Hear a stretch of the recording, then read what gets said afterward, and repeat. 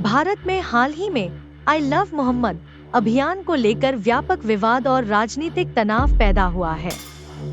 यह अभियान मुख्यतः मुस्लिम समुदाय के युवाओं के बीच सोशल मीडिया पर फैलाया गया था, जिसका उद्देश्य था पैगंबर हजरत मोहम्मद के प्रति प्रेम और सम्मान व्यक्त करना। लेकिन भारत के कुछ राज्यों, विशेषकर उत्तर प्रदेश में, प्रशासन ने इस नारे को धार्मिक उकसावा के रूप में देखा। इसके परिणामस्वरूप पूरे राज्य में पुलिस कार्रवाई शुरू हुई और अब तक लगभग 2500 लोगों के खिलाफ मामला दर्ज किया गया है। उत्तर प्रदेश के कुछ शहरों में पुलिस की कार्रवाई इतनी तीव्र रही कि कई मुस्लिम परिवारों के घरों को तोड़-फोड़ या ध्वस्त करने के आरोप उठे हैं। स्थानीय मीडिया और अंतर्राष्ट्रीय मानवाधिकार संगठन इस घटना की आलोचना करते हुए इसे धार्मिक भेदभाव और दमन नीति का हिस्सा बता रहे हैं। अंतर्राष्ट्रीय समाचार माध्यमों अल जजीरा और बीबीसी उर्दू की रिपोर्टों में कहा गया है कि कई जगहों पर पुलिस कार्रवाई के दौरान मुस्लिम युवाओं को मनमाने ढंग से गिरफ्तार किया गया। उनके मोबाइल फोन और सोशल मीडिया पोस्ट की जांच की जा रही है।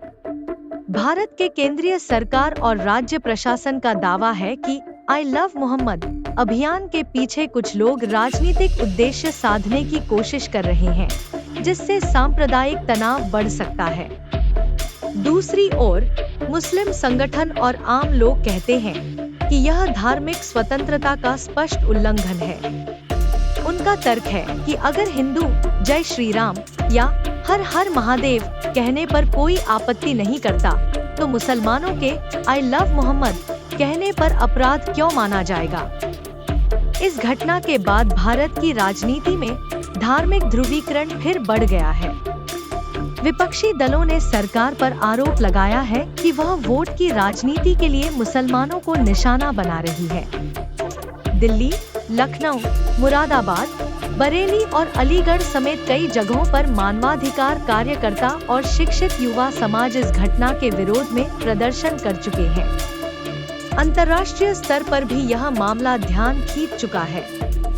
विभिन्न मुस्लिम बहुल देशों, विशेषकर पाकिस्तान, तुर्की और कुवैत में सोशल मीडिया पर इलोवे मोहम्मद और स्टॉप इंडिया क्रैकडाउन हैशटैग के तहत लाखों पोस्ट साझा किए गए हैं।